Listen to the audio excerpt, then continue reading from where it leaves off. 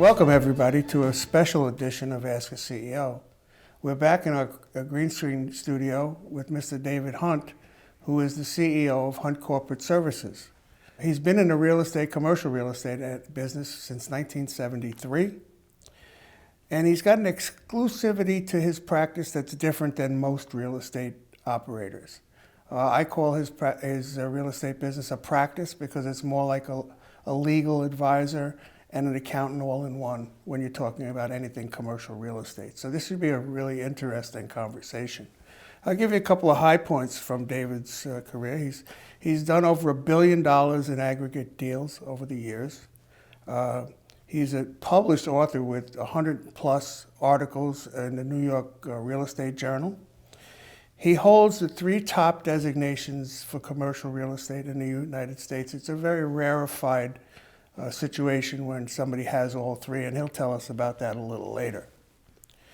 But he's also a lifetime Boy Scout, and he's an Eagle Scout, and he is now the president of the Suffolk County Council of Boy Scouts. So I'd like to introduce David. David, welcome to Ask a CEO. Greg, it's a real pleasure to be here. You know, it's a hot seat there, actually, because we ask some really interesting questions. We get some interesting feedback from our CEOs. And you're going to be on the hot seat, I think. I'll do my best. It should be fun, though. We should fun. I'll do my best. That's part of the Scout law. Full disclosure, David's a dear friend of mine. We've known each other for more than a week. And I'd like to give you a taste of who he is as a person that I've come to know. So, David, you started in the industry in 1973. And you've been doing that same work since 1973. So there's 2 questions I have to ask you. How did you get started in the real estate industry, and how has it kept hold on you for so long? Well, I really enjoy what I do. I think that's paramount. You know, when we enjoy what we do, you throw yourself into it, and your passion shows. But I have to say, when I started in the industry, that wasn't really my orientation. I got out of college in 1973, and I wanted to be an entrepreneur. The problem was I didn't have any ideas and I didn't have any money. So that was a difficult way to start a new business. So I looked at it and said, well, where can I put my efforts in such a way that the financial rewards will be there if I work hard? And sales is clearly the way to go. That was a bit of a transition for me because I'm actually an introvert by nature, and I had to turn that around and used a little bit of jujitsu in my sales as an introvert, and it worked. But at the time, I looked at it and said, okay, I want to be in sales with big ticket items. At the time, I narrowed it down to commercial real estate and to mainframe computers. Wow. Because my background at Georgia Tech included a fair amount of information science, computer-related courses. But I answered an ad in Newsday, commercial real estate, ground floor opportunity, and the rest is history. Is that right? So tell me about the very first deal you made and closed. Oh, my. It's so long ago, I don't really remember the details, but I do remember it took 9 months in the industry for me to make my first real estate deal, and it was 100% commission-based, so I went 9 months. So that was a baptism by fire. You were holding on by your fingernails for 9 months. Please close, please close, please close. But to tell you the truth, for most of the industry, which is commission-based, it's like an internship. I tell youngsters who are starting out in the business, it'll take you 5 years just to learn the lingo and learn how to navigate and talk with customers and so forth. Take you another 5 years to develop a client base, and that's no different than a doctor, going to school and then medical school and then residency and internship. So what is your day-to-day like now in terms of what does David Hunt actually do in Hunt Corporate Services? Well, we have a base of clients. And what sets us apart, Greg, as you know, is that we only work by contract with our clients. So we can be on the buying side, we can be on the selling side, we can be brought in as a consultant, but anybody we're working with has signed a contract with our firm to represent their interests. Oh, that's different, isn't it?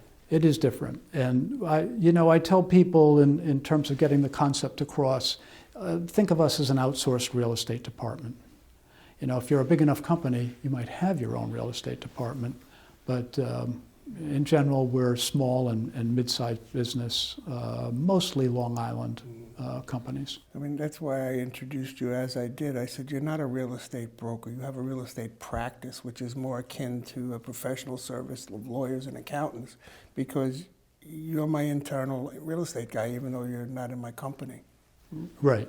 So that's the benefit of working with the Hunt Corporate Services as opposed to many of the other brokers who have a fiduciary responsibility, but not necessarily your side of the table. Correct. Actually, in New York State, by law, I represent the seller or the landlord in any transaction unless there is a written contract to the contrary. So you took that and turned it on its head. That's correct. So that when I sign a contract with a company that's looking to lease or purchase real estate, my contract specifically says that I have a fiduciary responsibility to my client.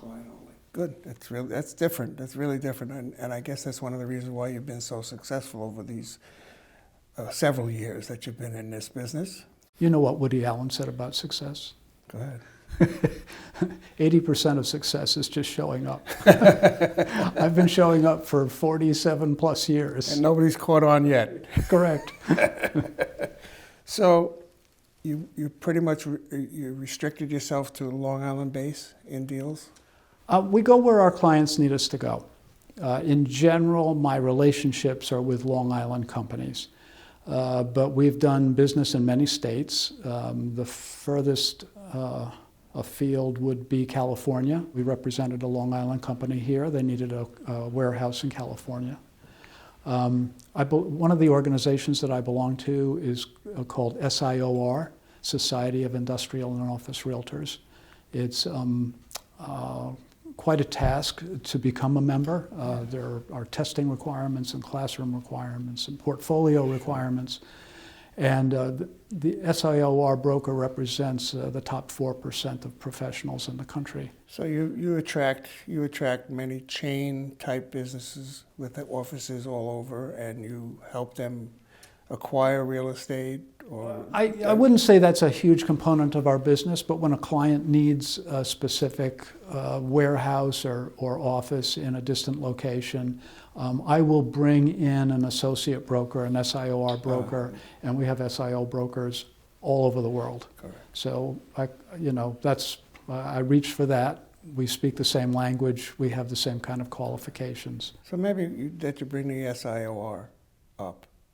Tell us about the other designations that you have. I think it's CCIM, and the other one MCR. MCR. So tell me why those are so important and what it takes to achieve those designations.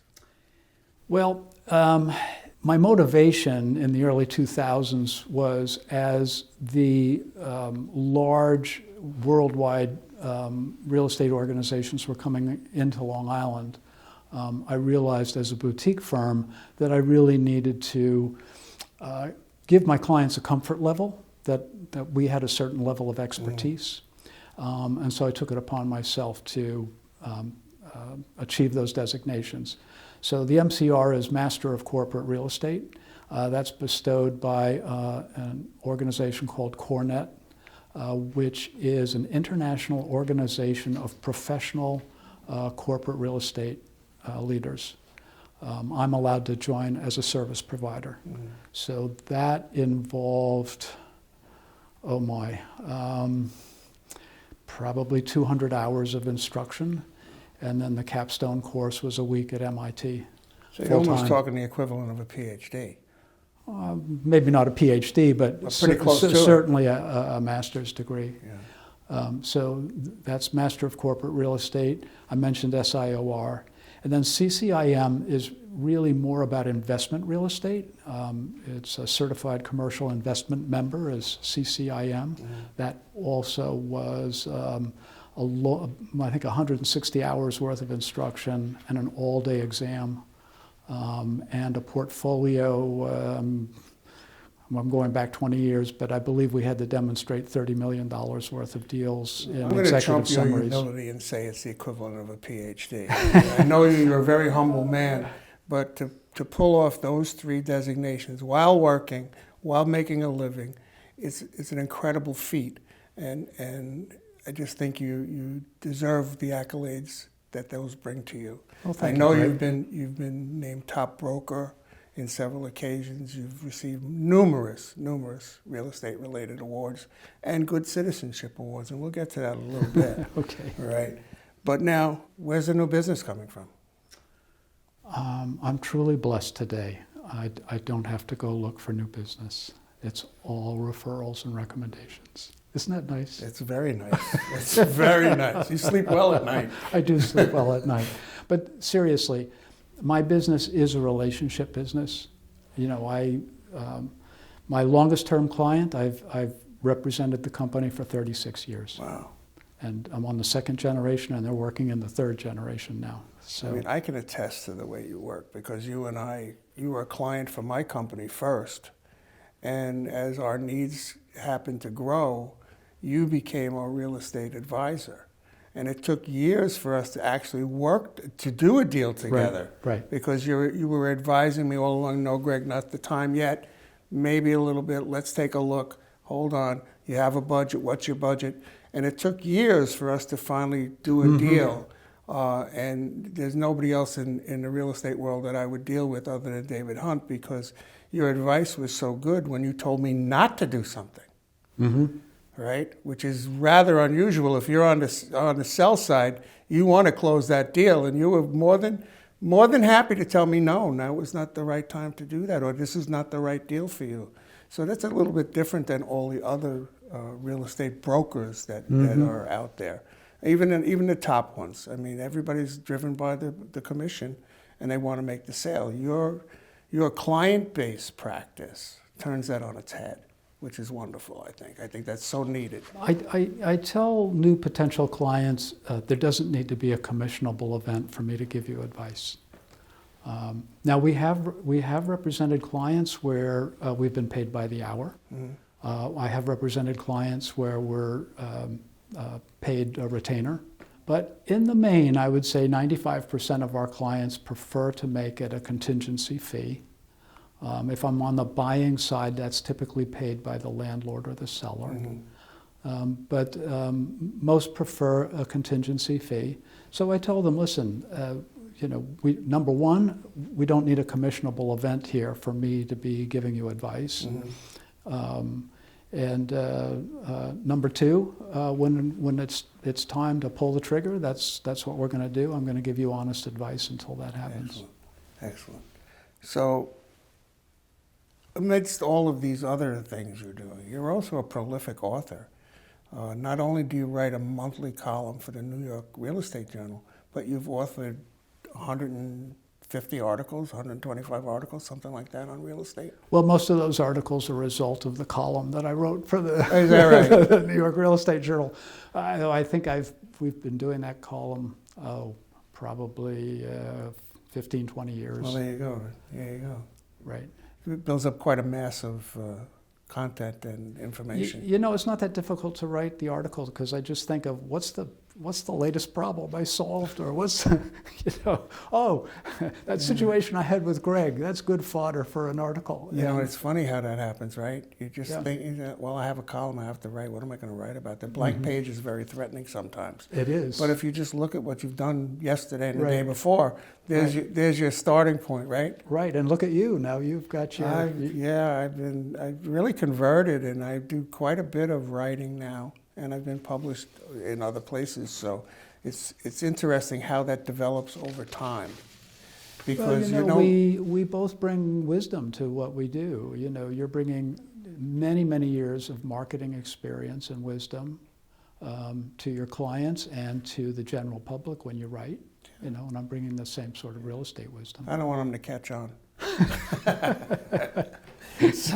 So I flood the field. So I guess we shouldn't say on camera that we're both faking it? Yeah, pretty much. Charlie will take care of that in the editing room. So David, with this COVID and everybody working from home, many major corporations have empty office space.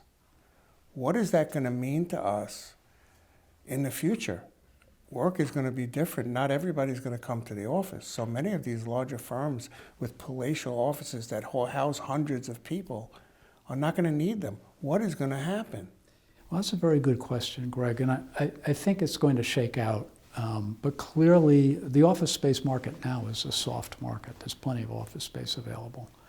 And clearly, we're not going back to the world where we were. I mean, I probably have at least 10 Zoom meetings a week. And listen, there's a real convenience to that. I'm not traveling to every location for a meeting. There's a those real empty advantage spaces to that. in the Long Island Railroad Station are people who are saving a ton of money. Right. On the other hand, listen, there's a certain amount of business that I call it water cooler talk. You know, you and I are in a hallway and, oh, Greg, did you hear about this or that? Or, you know, and that just doesn't happen in Zoom meetings. And that has value. It does have value. So I have to believe we're going to end up with a blend. I don't think Zoom and the similar programs are going anywhere. I think they'll be here with us for a long time. Yeah. You know, we've had video conferencing for years, but aside from major corporations, it never really came to age in COVID. Yeah, Absolutely. It never really caught hold. Well, this show itself, I mean, when COVID hit, we couldn't be in the studio anymore. This is the first interview we were doing in the studio after a year. Yes. And I had to convert my Ask a CEO interviews to Zoom to be able to do them at all. I mean, right now we have the two of us. We have two operators, two camera operators, and a producer is here. So this is the first time we're doing it. And they're all masked up. Right. We're the only ones with no mask in here. So it's changed the way we have to do things. And I think that'll have some staying power to a certain extent. I don't think there'll be any more telephone conferences. I think everything will be video-based. Yes. Right? But the water cooler situation is something that is missing in corporate America. Yeah, and also I'm just finding in my office, when we were all together, there's a little more of esprit de corps. Just a little bit, you know, we're all in this together. And of course, when you're not all in it together, I think there's a certain psychological dynamic.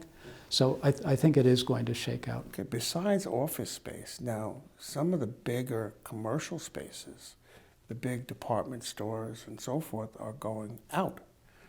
What's going to happen to those spaces? Well, you're seeing repurposing all over the place. Good example is the Sears store in Hicksville. You know, that they're, you know, the development plans are calling for retail on the ground floor and residential above, and you're going to see more of that. Yeah, I was thinking that myself, and I did ask that to another real estate executive, and the answer was exactly the same: repurpose. They're going to come up with creative ways to repurpose these big square footage box stores. You know, I mean, whether it's going to be plant grounds outside and make it really pretty and make them luxury co-ops or whatever, or like you said, Sears with retail on the bottom, residential on the top, all different configurations of that. And I'm not so sure that that's a bad thing, tell you the truth. Oh no, on the contrary, I think it's a good thing. I was actually involved in a project in Copiague. It was an old, tired industrial building, and was torn down and turned into exactly that, and then opposite the Copiague Railroad Station. So it's called transit-oriented development. Yes. So that the apartments above the retail stores, people can get into the city by walking across the street. Well, that's a pitch towards the millennials who want to have the recreational facilities, the bars, the restaurants, and so forth in walking distance. Farmingdale is a great example of that. Main Street in Farmingdale is all shops and bistros and bars and restaurants right next to the railroad station. Right. So you've covered the waterfront, so to speak, in real estate deals over all of these years. Maybe you could tell us a little bit about one or two of the client-oriented deals that you did and that point up how different your practice is. I was called into a the American subsidiary of a large Japanese company, probably 20 years ago or so. And I was called in to help them find larger space. So I go down, I meet with the president of the American subsidiary, and he tells me what they need. And I always ask for a tour of the present operation, because there's nothing like a tour to kind of tell you what's going on. So we walked through the operation, and there's no manufacturing here. This is really distribution for the Japanese, parent company.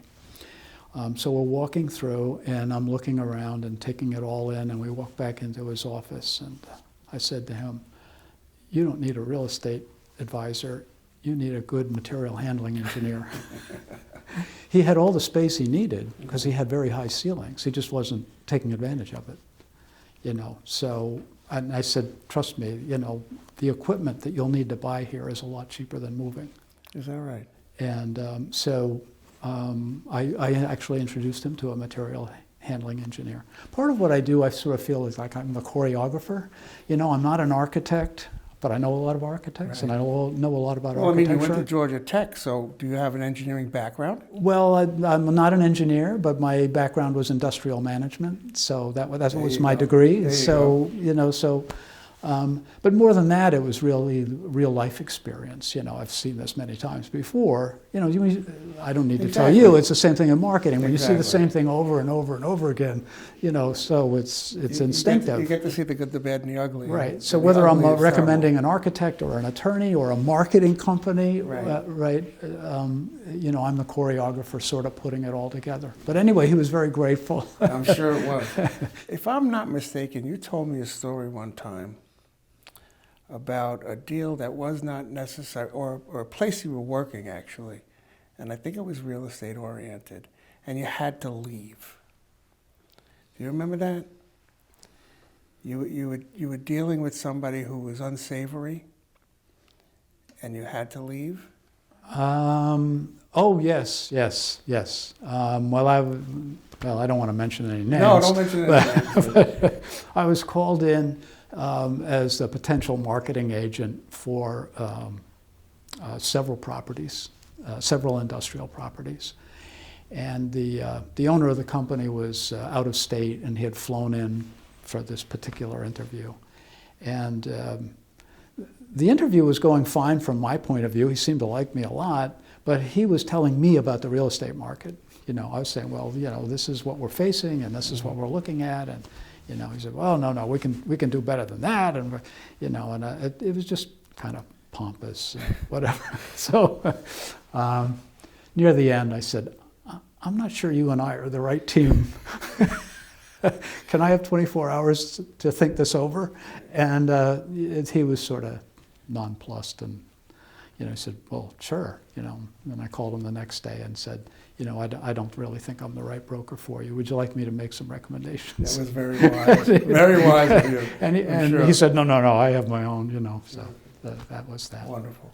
That's a very interesting take on dealing with clients. Should you fire clients is the other part of that conversation, and yes, you should. Well, yeah, but particularly if ethics are involved. Yes, absolutely. Then you really need to step away. Yeah, you have to be who you have to be, and you got to look in the mirror. I have something hanging at home called the man in the glass. And if you look the man in the glass in the eye, he knows if you're full of crap. And don't be. Yeah. I have another story. Client of mine wanted to acquire an industrial building, and we had found something in Ronkonkoma, but his first preference was not to go to Ronkonkoma. He didn't want to go that far east, but it was the right building at the right place. And then a building came up on the market in Deer Park, same size, same configuration.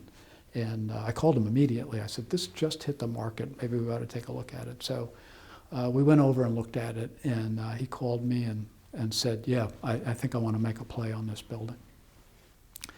And I said, Steve, I seem to recall that there's a Superfund site nearby. Let me just do a little research before we start negotiating. And So I called a friend of mine who owns an environmental company. And I said, what would you charge me just to do all the public records search and evaluation? You don't have to write up anything. Just give me a phone call after you've done that. He said, $500 at the time. And I said, fine, do it.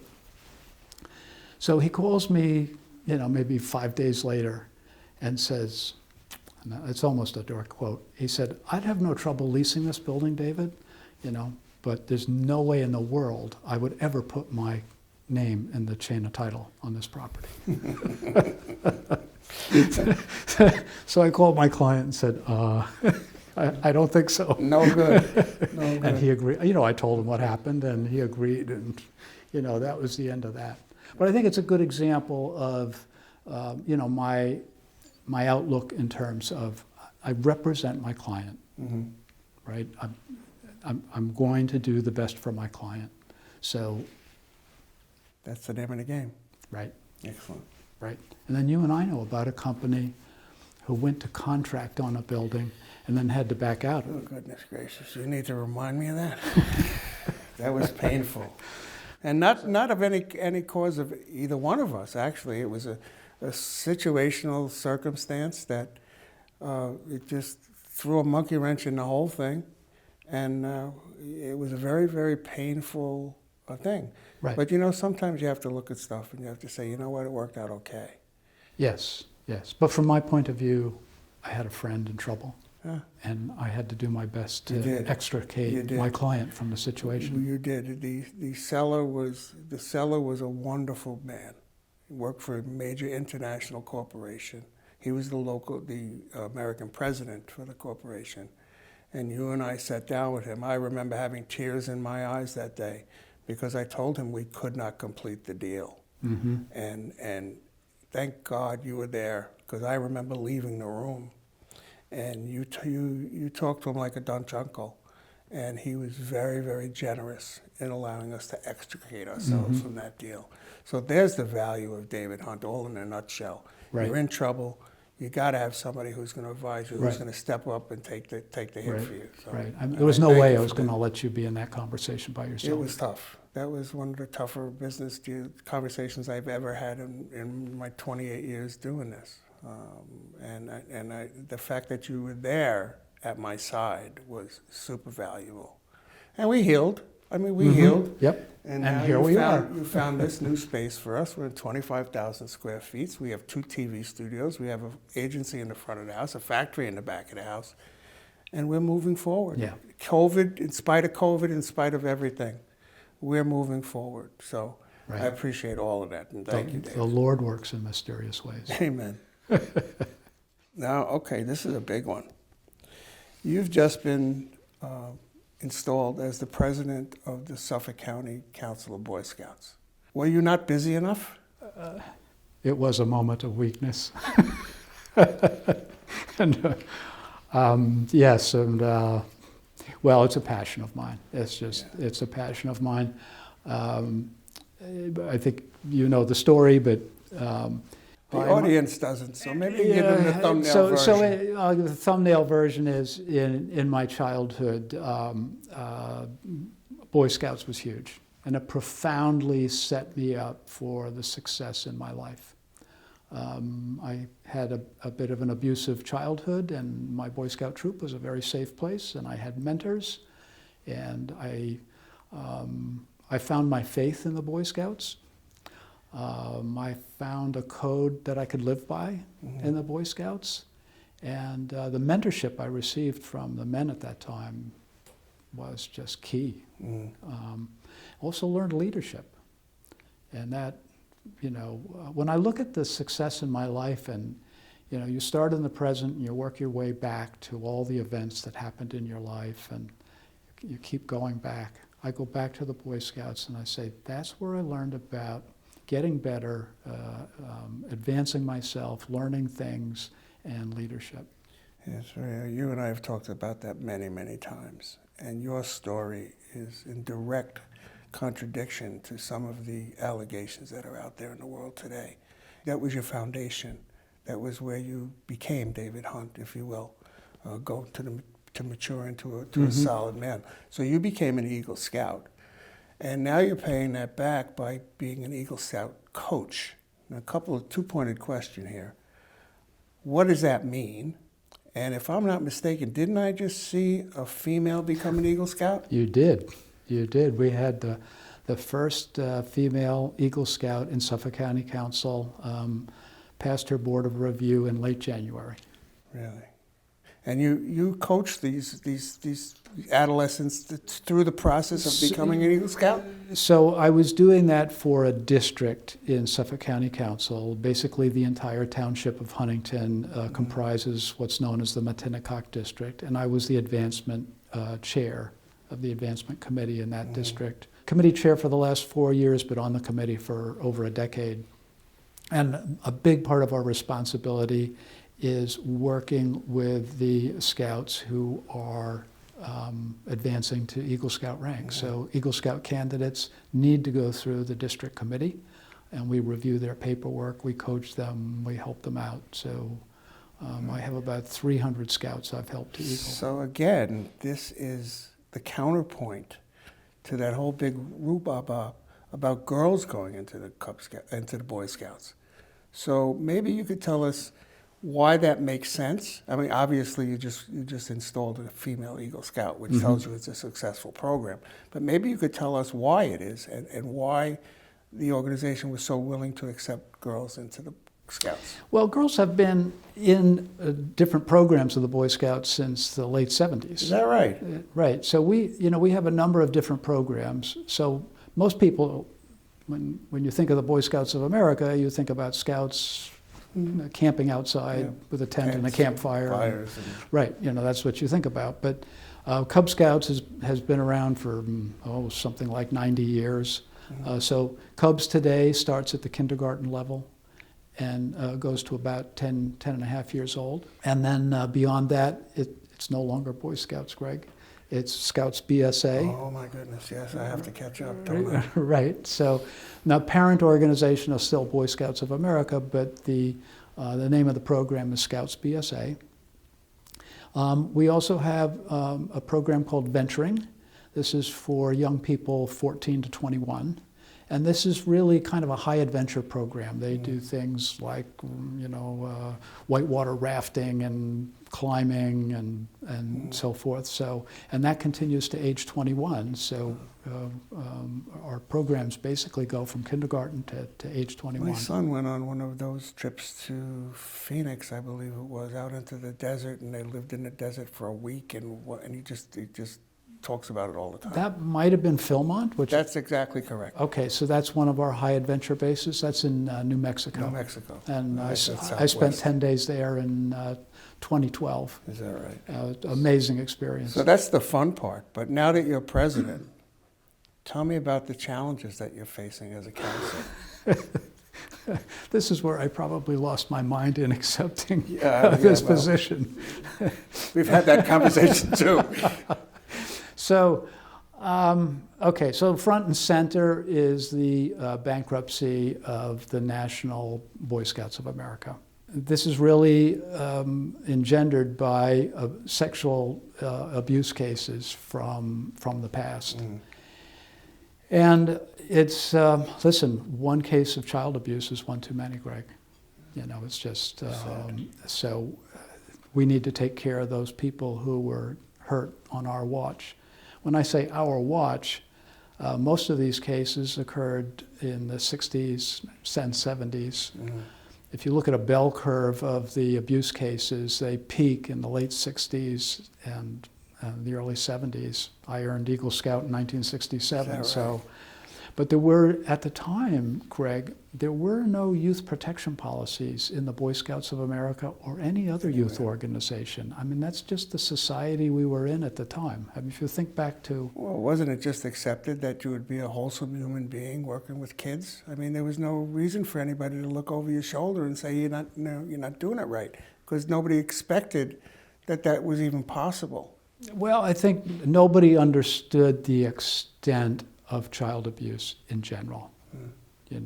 just for the moment, put aside the Boy Scouts of America. We're talking about in general. any other youth organizations. We're talking about abuse at home. You know, the studies that are done have shown that, you know, most children who are abused by somebody they know. So this is very much a societal sea change for the better. We've had, that is the Boy Scouts of America, have had some sort of youth protection starting in the 80s. And today we have what's really considered the gold standard of youth protection. So what is the organization, what is the council doing to communicate that to the parents of boys and girls that are coming up into your age groups? Well, there's no getting around it. I mean, well, let's just talk about some of the things that we do. So, I mean, just for starters, there is no adult who volunteers in the Boy Scouts of America who hasn't had a criminal background check. So that's just for starters. You fill out an application and you give consent to a background check. We don't allow any sort of one-to-one contact alone between an adult and the scout, period. So when I met with Eagle Scout candidates, parent has to be there or a scout leader has to be there. I'm not allowed to meet with them alone. We also have what we call two deep leadership. So any event that's held under the banner of Boy Scouts must have two leaders present at all times. So you've put in a lot of safeguards to make sure everybody is comfortable and know that the events that are notorious are in the past. Right. If you look at abuse cases today, we're basically a flat line. Yeah. Well, isn't it the same with the church, with the clergy? It's a very similar scenario. So many of the cases are years and decades old. Yes. And there have been many mechanisms put in place to keep that from happening, Right. and so that the congregations all have a comfort level that when they go to church, when they deal with the clergy, it's all good. Yeah, absolutely. So now talking about clergy, you and your wife have become ministers. Now that's very unusual, and I need you to tell us all about that. It was one of those things that seemed like the right thing to do at the time. We were visiting friends. Well, first, let me just say this. My wife and I have been married for 44 years at this point. We have completely different personalities and talents, which goes to make a great team. But one thing we always seemed to be united in was our spirituality and belief in a higher power and what we need to do about that. We were visiting with friends, and Judy's friend said to her, I've signed up for seminary, and why don't you come with me? And Judy's, well, I'm not sure, I don't know. And I happened to walk into the room at that time and overheard the conversation. I just said to her, I'll do it if you do it. So tell us about the process. Well, it was a 2-year program. This is an interfaith ministry. So the first year of seminary was learning all about the major faith traditions. So, I could be fluent in Judaism and Buddhism and Catholicism and, whatever sort of major isms there are out there. And then the second year, we really concentrated on giving inspirational talks and baby blessings and funerals and, the day-to-day affairs of ministers. Can you officiate at weddings? I can. Oh, wow, very good. Nice. I can. So we were ordained 2 years later. Most of the graduates of an interfaith program go on to things like hospital chaplaincy or the armed forces or Red Cross. You don't have enough time in your day to take that on. Please, David, stop. Well, ask me what my mission here is on earth. Go ahead. Well, that was the question that was asked of us in the first year of seminary. Why are you here? Why are you here? So a lot of my classmates struggled with that a little bit, and I didn't struggle at all. And I knew the struggles that I went through as a youth were for a purpose. And so I just said, I'm here for the children. I mean, I know that personally from you. We've talked many, many times about very deep things. We've become very dear friends.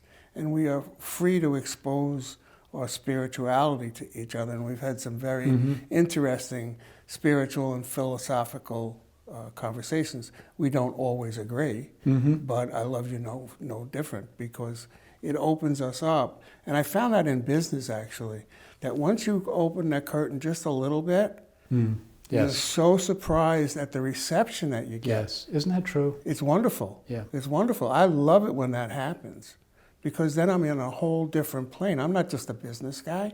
I'm a human being who cares about you. Isn't that right? And that's exactly what I know about you. You wear your heart on your sleeve sometimes. I don't have a problem with it. No, either do I. We've cried together, so we've laughed together, we've cried together, we had a couple of glasses of wine together. We're real human beings who have allowed ourselves to make a connection in the world. And I think pretty much, David, that carries over to your business, because I've spoken to many of the people that you deal with, and they all come back with the same thing. He's the best. He's a prince. You can't do any better than David Hunt. And that's a wonderful accolades to you, and you deserve all of them. Well, when you treat people the right way, they become your friends. Yes. Right? They become your friends. Yes. If I don't hear from you in several days, I know. pick up the phone and I call you. I know. Right? What's going on? Why aren't you talking to me? Exactly correct. I mean, isn't that the way you want it to be? Yes. Of course. Yes. You spend so much time at work. Right. Why should you divorce that from human relations? I'm a big baby when it comes to that stuff. I love to hear people. I love to take care of people. I love to listen to see if they have something that I can interact with. So I think that's one of the reasons why you and I are so akin to those types of things. But I have to ask you, David, I mean, real estate practice for 40 years almost, scout president, minister, top-ranked real estate practitioner. Do you ever sleep? Greg, I only have 28 hours a day like everybody else. I have so many blessings in my life, I don't even know where to start. But certainly one of them is a lot of energy. I wake up and I'm go, go, go. So how do you compartmentalize? Because you have to you have very significant responsibilities in each one of these silos. How do you do that? I think that's personality and style. I don't really compartmentalize. I do what's necessary. I work, I play, I take time off. I'm meditating or praying every day. I try and do the exercise thing. I cram a lot into the day. So consequently, I'm usually asleep within 30, 60 seconds. If Judy gets up to go brush her teeth, I'm going to be asleep when she gets back. So, because of that, do you see yourself as a reactive or a proactive leader? Oh, definitely proactive. Reactive, you get behind the curve, Greg. I learned that as a pilot. As you're coming in on final approach, that is not the time to be dialing in frequencies, looking at your approach plates. That all has to be done miles before. And so you definitely have to be proactive. You have to be looking down the road and saying, what's going to happen here? What are the consequences of this action? What are the consequences of not taking action? So I find that certainly at the council level and for my clients in the real estate business. Exactly. Listen, when you're talking about real estate, you're talking about decisions that will affect you for 3, 5, 10 years. Yeah, and thousands of dollars. We signed a lease, for these facilities, and that was absolutely a consideration. Yeah, you right? do the math, and it's a really big number, and you got to go, okay, fine, is this the right thing for us? Right. Yeah. And then what if you grow? Yeah. right? Or what if you retrench? Or what, so one of the things I've tried to do in my real estate practice is always look to give my clients options. And I don't mean necessarily written options in a contract, but I mean, let's say the business does take off like we think. How can we reconfigure office space, to put in, 20% higher workforce? What might be necessary in a warehouse? Can we start with a certain warehouse configuration and then move to narrow aisle racking, or other means of accomplishing the same job in the same space? Yeah. So, COVID. We're 1 year into the game already. Tell me how that affected your business, the changes that you had to make, and how did it affect the business overall, and not just your employees? Well, I've had a good year. There's quite a demand for industrial space on Long Island right now, and that's my core expertise. That's what I've been doing for 47 years. So, that demand has spiked prices. We're in the tightest industrial real estate market I have ever seen in my career. That's been, I guess, a good thing coming out of COVID. And my wife and I are blessed. It's just the two of us now.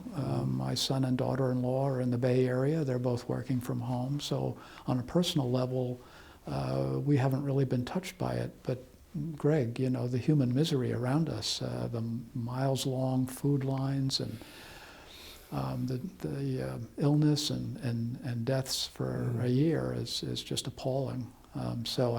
Clearly we're all itching to get out of this. Oh, yeah, I can't. And just the weather's starting to turn. It's even going to ramp up that desire to be out. I think humans need to be amongst humans. They can't stand it. The poor children who have not been able to be with their friends and so forth in schools. Or go to school. I hold a very big grudge against the major teacher unit because the firemen were out there, the nurses were out there, the cops were out there, everybody was out there at the height of everything. And they're sitting back and saying, no, we can't go, it's not safe yet. I really hold a big grudge about that.